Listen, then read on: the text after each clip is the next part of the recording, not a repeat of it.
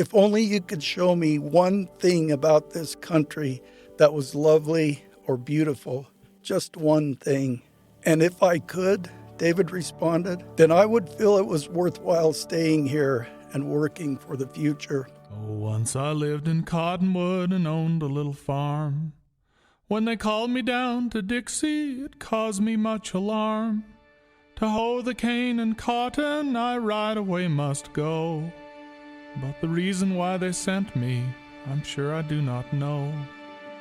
Welcome to Not Forgotten, a podcast brought to you by the Doc Booth Foundation and hosted by noted writer Lyman, who has chronicled the stories, culture, and character of Utah's Dixie for more than 40 years. We'd like to invite our listeners to attend our annual benefit dinner for the Doc Booth Foundation on April 25th, 2026 at 6 p.m. at the Dixie Convention Center. This year, we're honoring Ted Spilsbury, who has been a beloved pillar in this community. If you can attend or would like to donate, you can buy tickets at docboothfoundation.org. Please plan on joining us. Here we are on another amazing day in Utah's Dixie. What a great time of year, middle part of March, and what a great day for me to be in the studio today with two of the men that I admire and respect and appreciate as much as anyone I know. Two great men, Dr. Richard Whitehead and the legendary sculptor Jerry Anderson. This is a team that has done so many wonderful things in this community. Hopefully we can mention many of them today, but to truly capture and to commemorate the spirit of this place and to make it into artful monument to who and what we are and what this place means to all of us. And I'm going to jump in here, Richard and Jerry, for a minute and share something to set things up before we even hear your voices. And so let me share something that Dick and I worked on as we were looking at how best to share this story, and we'll talk about that in a minute. But this is a piece called Just One Beautiful Thing. David and Wilhelmina Cannon and their small son, David Jr., arrived in this valley late in 1861. They, like the more than 300 other families who came, left behind a comfortable home in northern Utah and trekked to this seemingly forsaken corner of the desert at the call of Brigham Young. The beauty we now perceive here was hidden from them behind a curtain of dust and misery. From the moment they arrived, survival was the operative word. According to Cannon family history, Wilhelmina, who was also known as Willie, was hardly cut out to be a pioneer woman.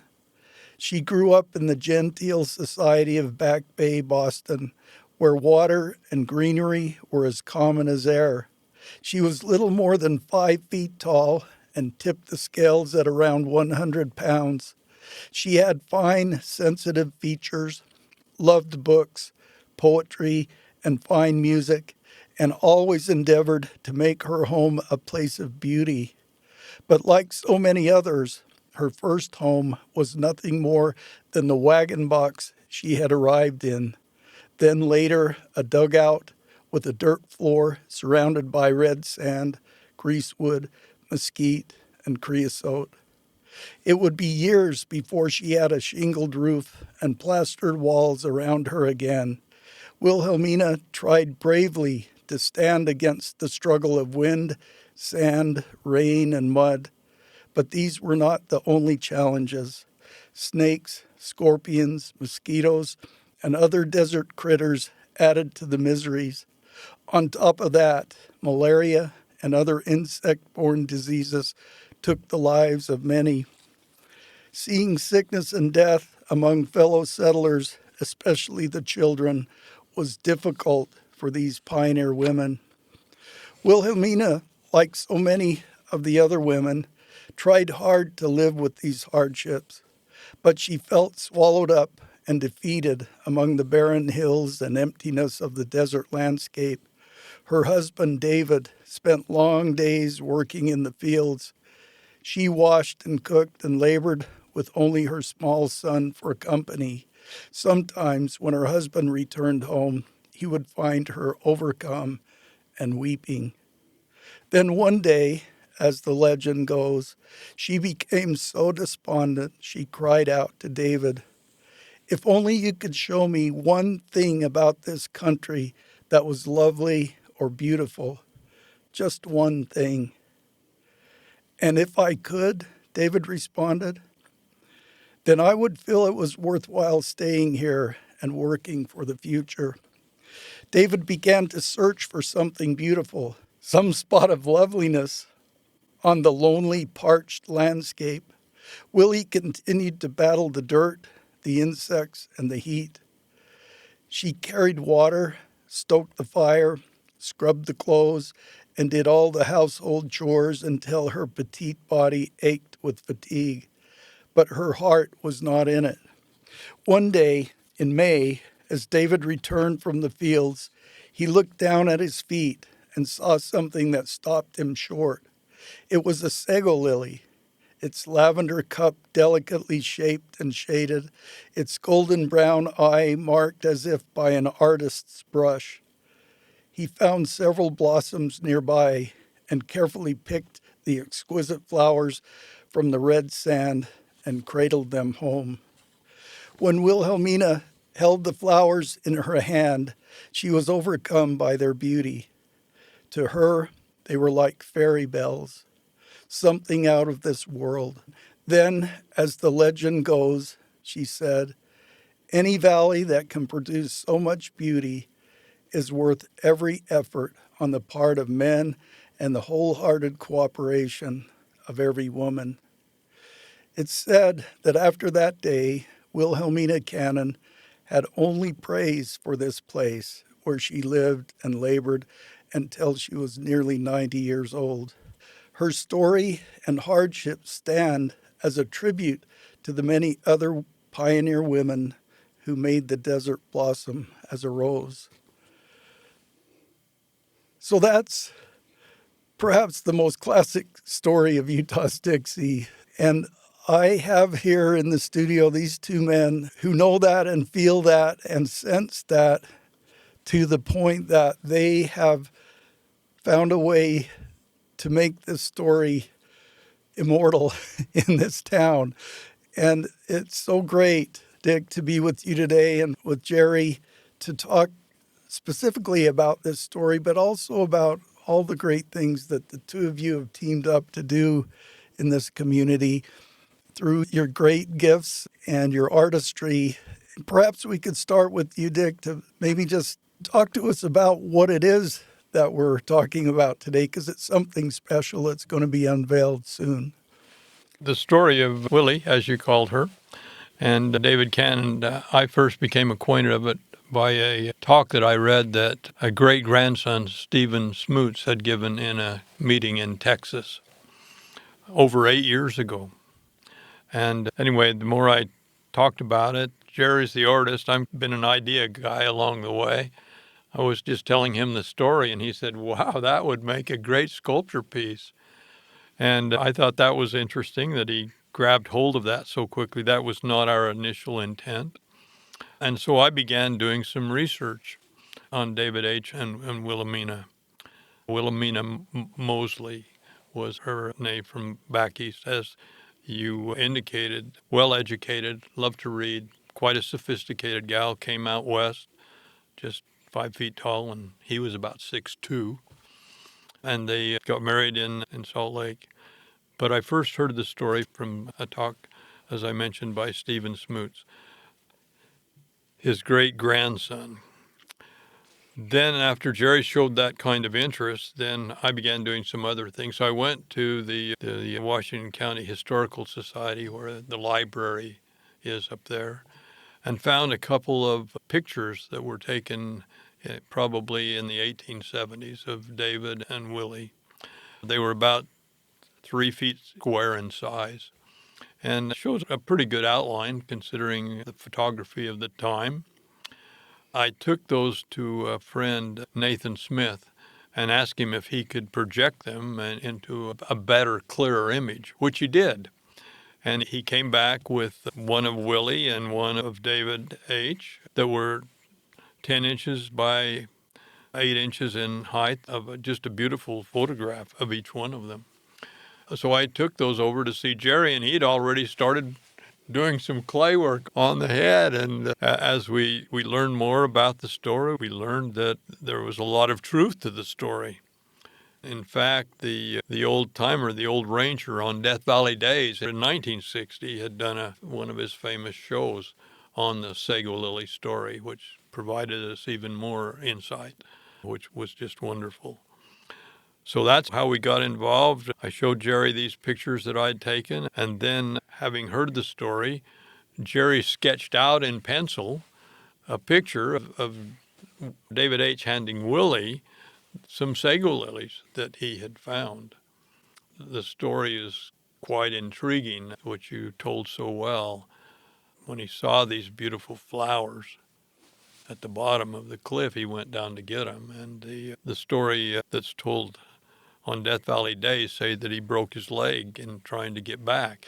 An interesting thing is it must have been in May, because May's the only month that sago lilies bloom. They're dormant the rest of the time, but in May they do. So that's how it all began from our end, and Jerry just took over from there. In the same way that you have on many projects, you went to Jerry, but in the same way on many projects, Jerry's already working on it. He's two steps ahead of us all the time, and once he has an idea, he begins to do his own research on how this would best be presented. Jerry, you've done so many wonderful and amazing sculptures of this area. Tell us about this one and what makes it special to you.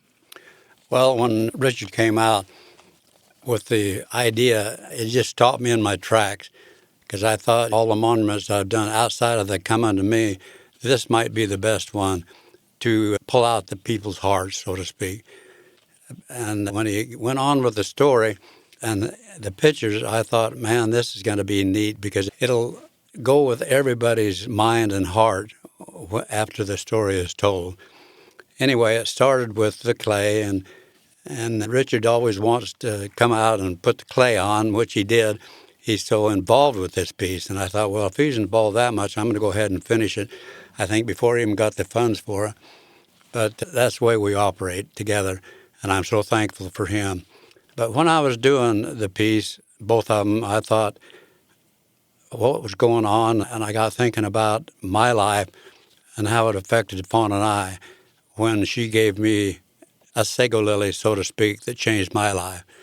And I'm sure other people has had that same thing come into effect with them. But anyway, I wanted him, David, to become more rigid in his desire to give her that sago lily. But I went up on the mountain there in Leeds, and I tried to find a sago lily. It was about in the early spring when I started that. I went up there and I found that sago lily, and there was only 3 of them growing in the little area right there. And I picked it up for a model because I had never paid any attention to a sago lily. I picked it up, went home, and sculpted a sago lily similar to that sago lily in his hand. And as he gives it to her, I want them close together.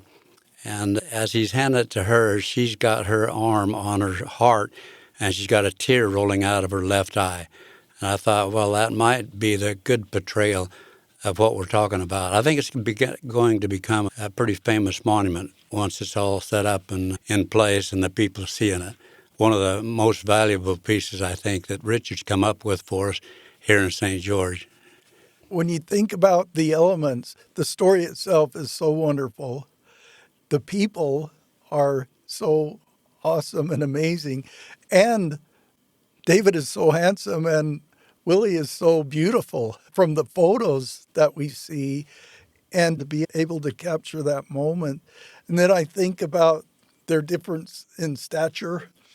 And I haven't seen the sculpture yet. I guess none of us have except for the 2 of you. It's actually going to be unveiled in a week or so. The 3rd of April. The 3rd of April. At 9 o'clock in the morning. And it will stand on that South Plaza atrium area of the new St. George And City. you know what's ironic about it? That's the property he lived on when he lived in St. George, the same property that we're going to put him on. That's amazing. That's tremendous. Yeah, that's really probably one of the most amazing things of this whole thing. Jerry had already begun the sculptor piece and was well done. And in fundraising, we were looking for a 501c3, a charitable organization that could receive the money so people could get a little tax break if they donated this project. So we got involved with the Washington County Historical Society, and George Cannon was one of their members, and he really caught into this idea of this piece. And so he began to do the research, and one day he called me up and said, "Hey, Dick, you won't believe this, but I found the original plat that was given where the people, when they came with that group, the 300 families in 1861, and the very place where the city's proposing that they put this sculpture piece is the exact place, the exact plot of ground that David and Willie were given to live on." And so very well could have been that's the exact place where what is happening in this sculpture occurred. Yeah, within feet. I would say within feet when we see how they put it. That's tremendous. Jerry, tell us a little more about how you take a story and how you take the images and how you combine all of that from an artist's standpoint to make it. Okay, first of all, you have to understand the anatomy of a face and a body, clothing and composition and all that, which I've had school on. And anyway, I start with an oil-based, I start with a skeleton out of steel, like a skeleton, and then I'll wrap it with wire so that it'll hold the oil-based clay, and I start putting it on. Dick comes out and helps me. He gets in the way, but he helps me. And we hammer that clay on, and then he brings the pictures out, and I'll go ahead and sculpt as good as I can to the pictures that he brought me. And then what I do is separate them, and then the foundry comes down from Salt Lake area, comes down and makes a rubber mold on it. The rubber mold is taken back to the foundry, and that's a lost wax process, the same way the dentists do theirs. Like Dr. Richard Whitehead, he was a dentist, and so he knows what goes on. There's more going on to a monument than you think. It's not just the sculpting, it's the foundry work and all that goes with it. But anyway, then they will up the foundry, they'll pour it in bronze, and then they'll sandblast it, and then they put a patina on it, which is an acid, and they go different colors.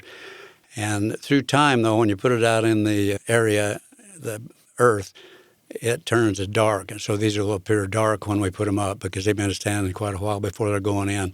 They've had a good rest. But that's how I produce them.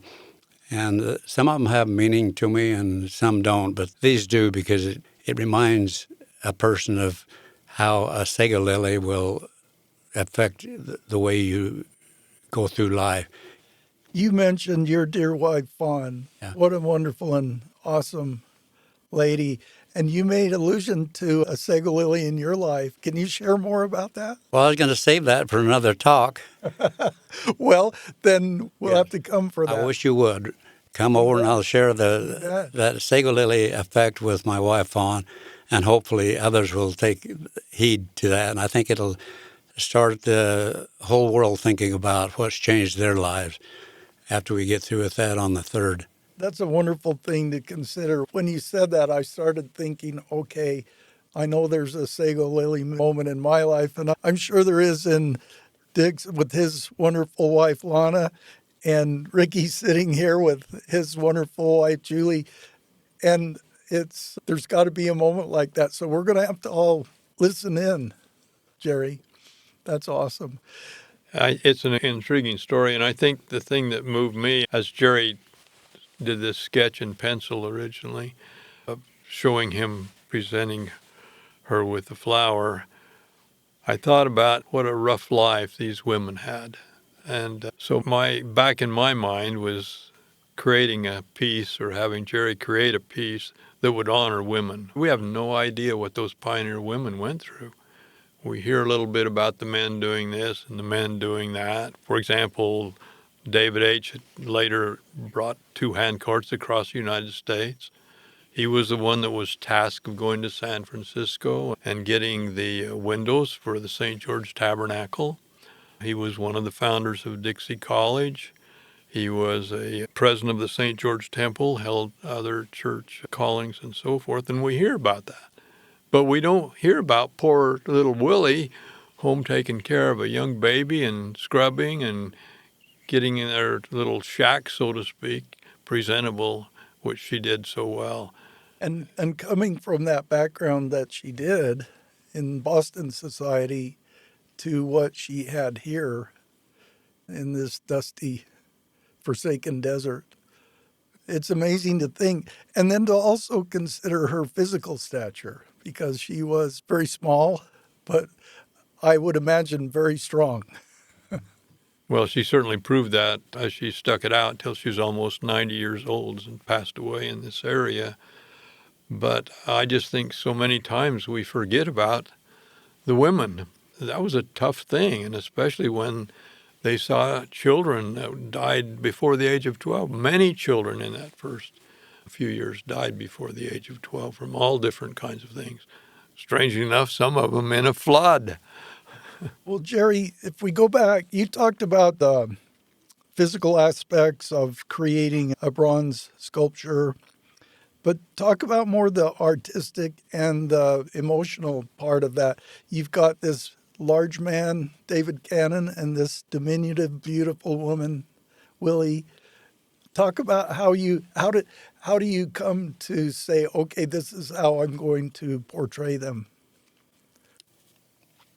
Well, I don't know how else to portray them except the way that they're done, because there had to be some sort of emotion, and so the tear in her eye and the grim look of love, actually, from her husband had to come together in such a way that there was honesty in the appreciation that she received from the sego lily.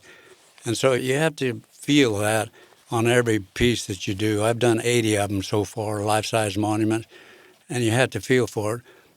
I don't want to get off the subject, but Dick talked about the women that came to this area to settle it. And there was a girl by the name of Nellie Unthank.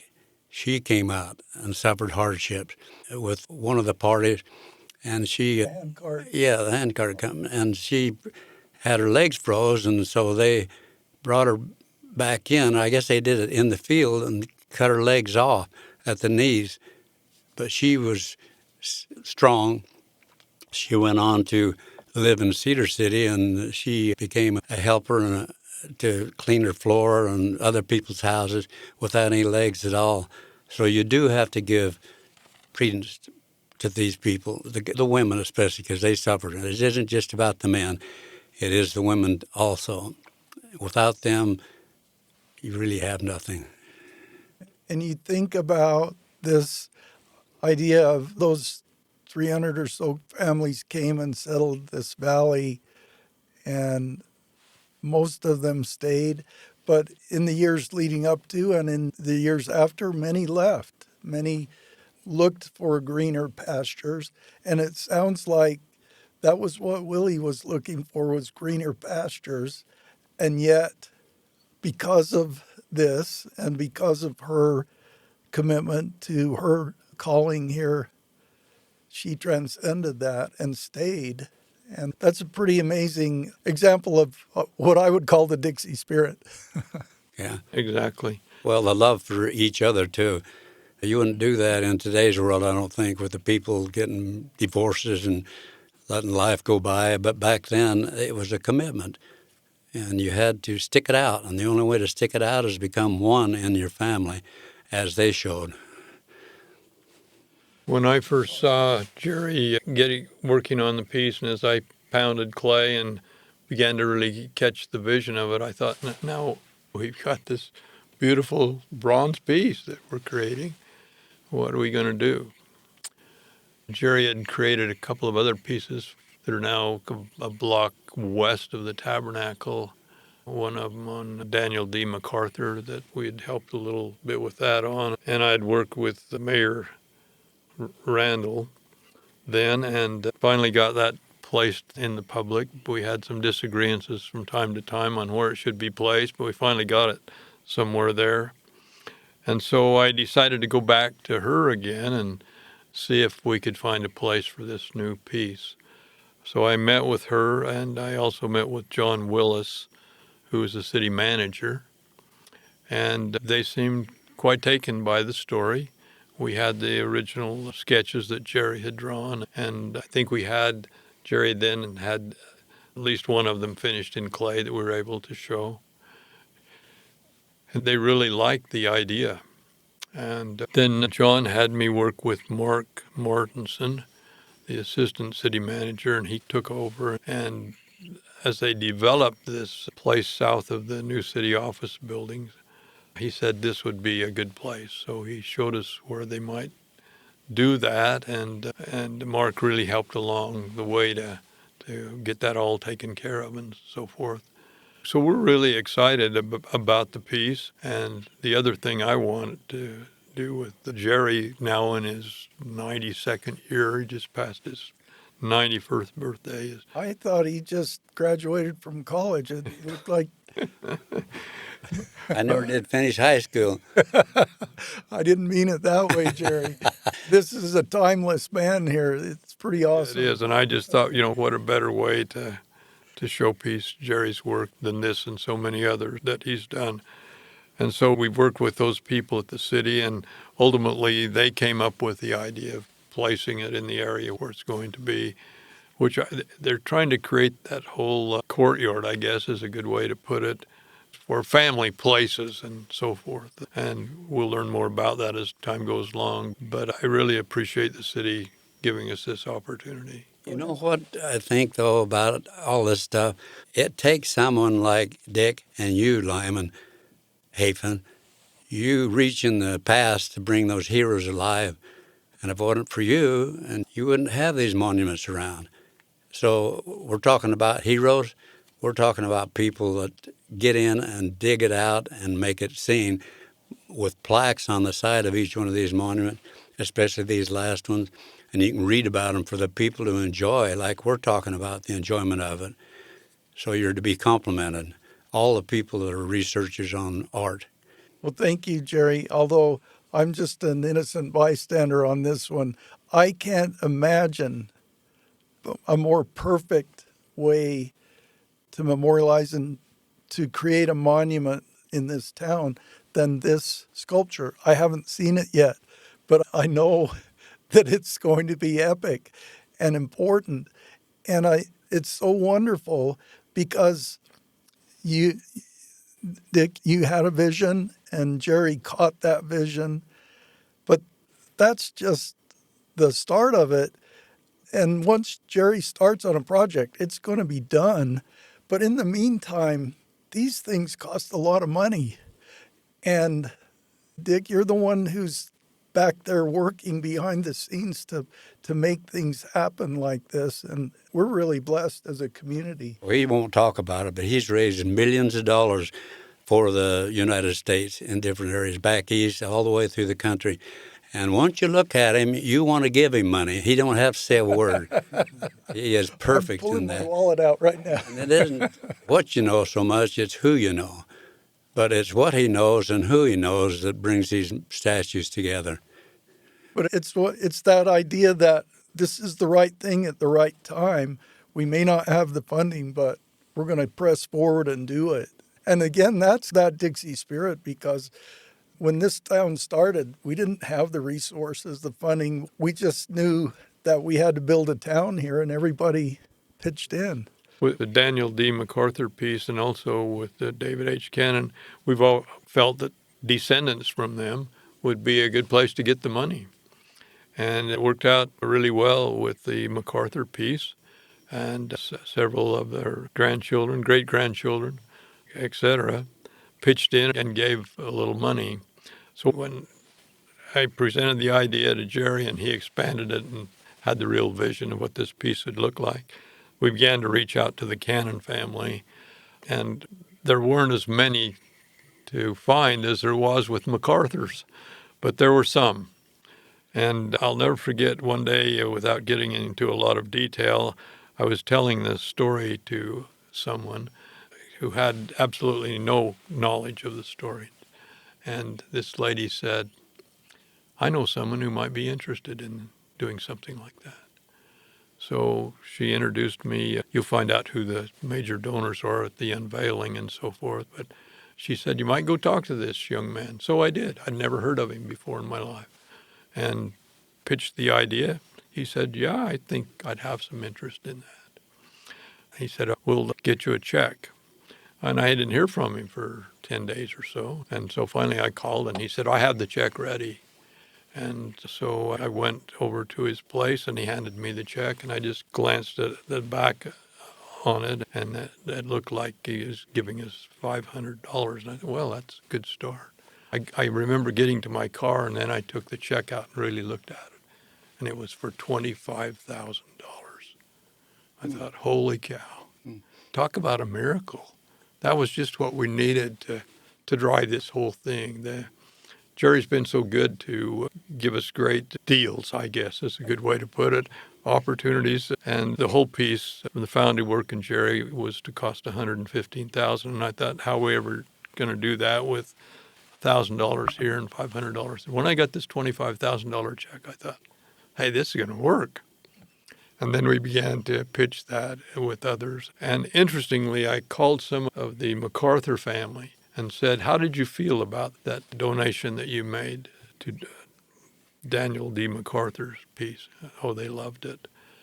Would you like to do something like that again? And many of them, in fact, most of them said yes. And we began to get 5,000 here and 1,000 here, and we've had as little as $150 towards this. But it's been a miracle to see how just sharing a simple story with someone I had never met in my life led to someone giving us that large gift. Well, that's the power of story, and this story is really powerful. It transcends so much, and it teaches us a lot. And it's so great that the two of you have come together to tell that story in 3 dimensions and in a way that will touch hearts and help people understand more deeply how special this place is. I'm realizing, Dick, that you and I, we were born here. We grew up with red sand in our shoes. Jerry came here a little bit later, and he came from greener pastures. He came to this desert, but he's got as much red sand in his shoes now as anybody. He's dyed in the wool. Dixie Plus red clay. Red clay. Jerry, tell us about what brought you to this area, and because we're so blessed that you're here, how is it that you and Fawn came here? I was in the steel business down in California with my brothers for 25 years.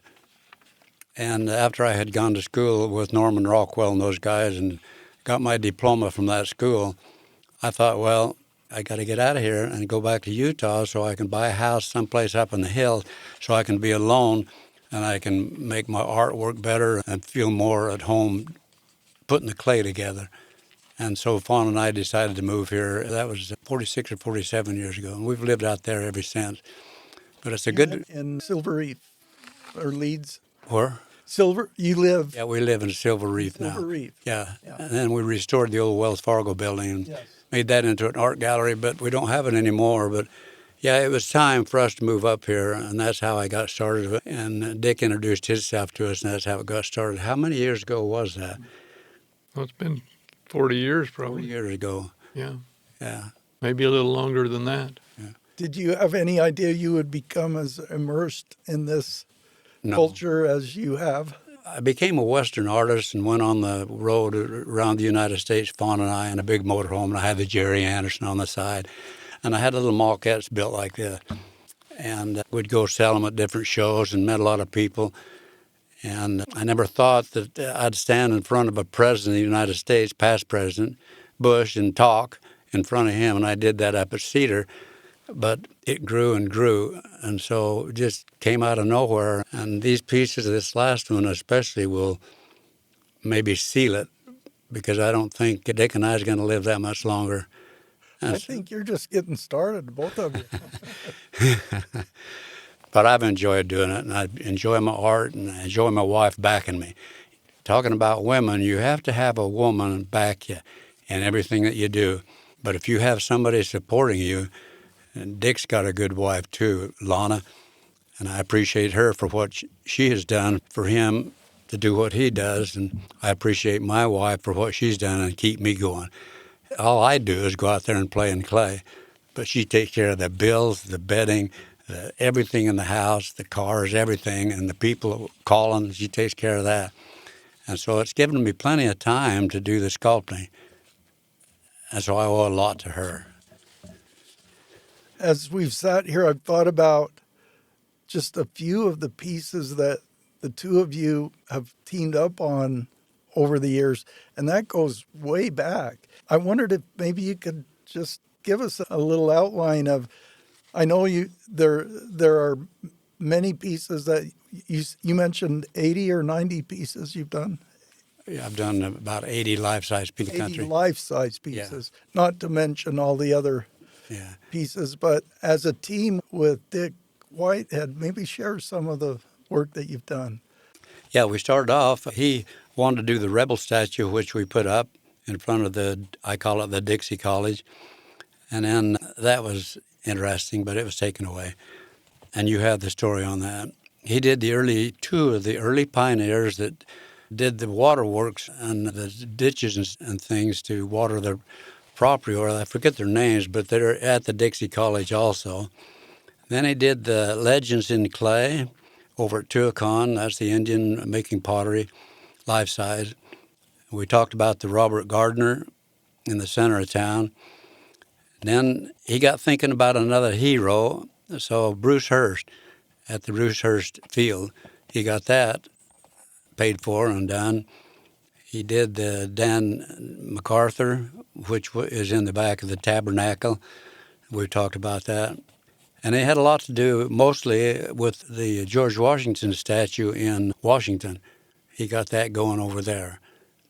And I think it was another woman that helped him on that. But he did that. I made that George Washington up thinking maybe it'll go somewhere else. But he steered it right there where it should be and got the money for it, too, so that we could finish it. And that was just put in about a year ago. And then this last one, the ones we talked about, David and Wilhelmina Cannon. So he's done a lot of work. Like I say, he can raise money and get blood out of a turnip. And I appreciate him, and I appreciate my health so that I could finish what we've just talked about, too.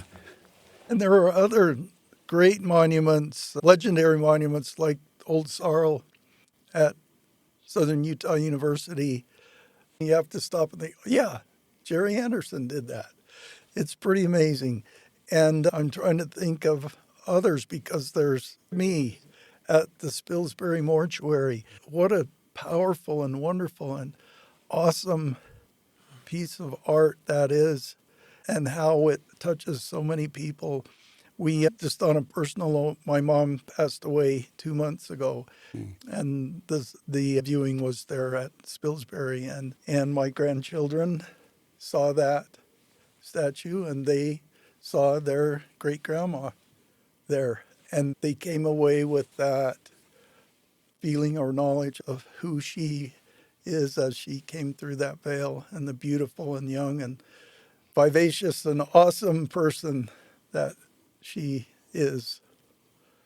Jerry, you might want to mention up in Cedar City, you have that one circular area where you have the head busts of several individuals. I don't know how many are there, but there's like 8 or so, aren't there? That's right.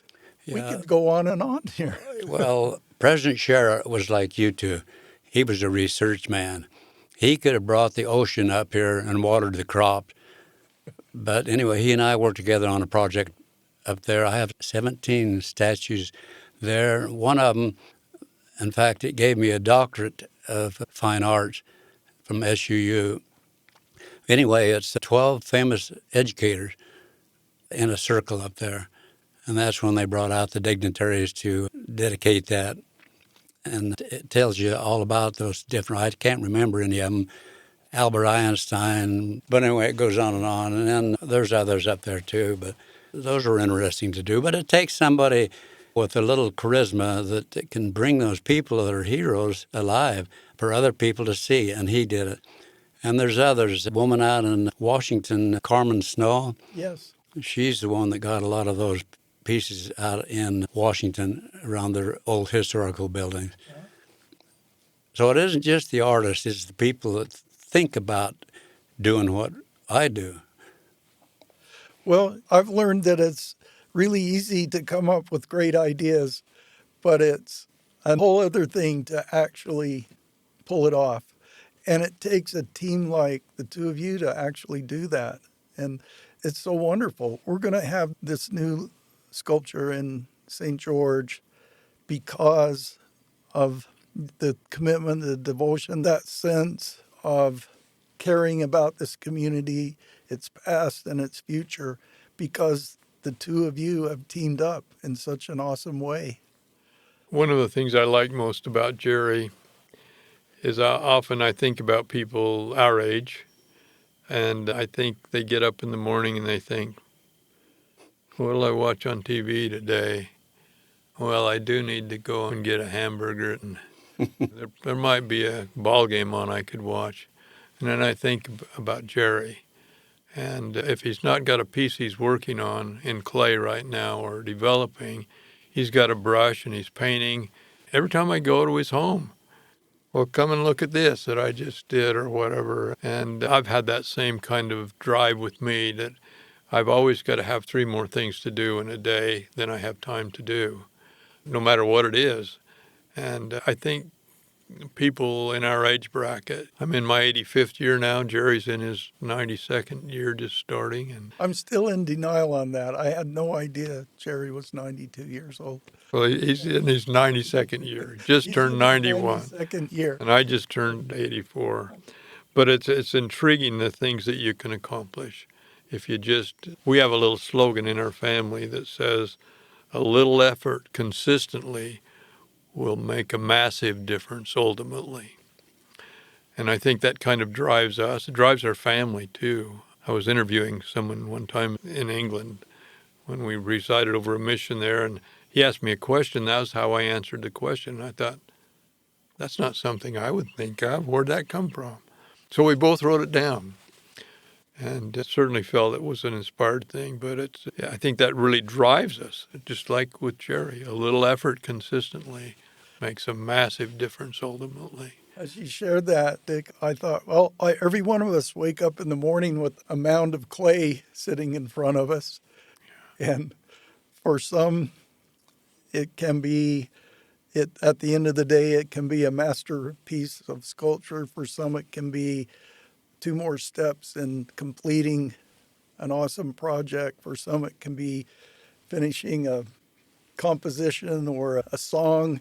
For others, it can be digging a ditch or cleaning the ditch or moving the cows from one pasture to the other. But we all wake up with that mound of clay in the morning, and it's just so awesome how the two of you continue to take that mound every day and make something awesome from it. Well, with that said, Dick and I don't believe this. We believe in good art. Rome and Italy and Spain, those places were built on good art. People come from all over the world to see the art during the Renaissance. And we don't like modern art. Modern art is created by the unlearned, sold by the unscrupulous to the bewildered. And there's a lot of that in town. It has its place, but we want to be sure that St. George and the surrounding communities have the good art while we're still alive. Jerry, will you tell us how you really feel? Oh, I daresn't. That's awesome. Well, we can't thank you enough, Lyman, for all that you do for the community. Well, it's just unbelievable to listen to your podcast and the other things and the books that you've written, and a little tippet here, a little tip there. A little effort consistently has made a massive difference ultimately, not only to your life, but to everyone's life that's bothered to to read and listen. Thank you. Not only that, but I've read it for 46 years. And when you write those stories, I put myself in your story because everything you've talked about has happened to me, and I get a kick out of it, and it's real. Jerry, we're so blessed that 46 years ago you and Fawn moved here. And Dick, you and Lana, what you mean to this community is indescribable. You're both mentors of mine, and I treasure your friendship. And as I said earlier, I admire and respect and appreciate you more than I can express. And thank you for spending this hour today. There's so much more we could talk about, and hopefully we will at a future date. But thank you for today. You bet. Thank you. The opportunity. The Doc Booth Foundation is dedicated to empowering individuals through educational opportunities and promoting mental health advocacy. Through scholarships and funding for important community needs, the foundation perpetuates the can-do spirit of the founders of this community, using the lessons of the past to chart the course for a better future. Make your tax-deductible donation at docboothfoundation.org. Not Forgotten is produced by Ricky Valadez and made possible by the generous support of St. George Area Zag Stores, industry-leading tech support and accessories.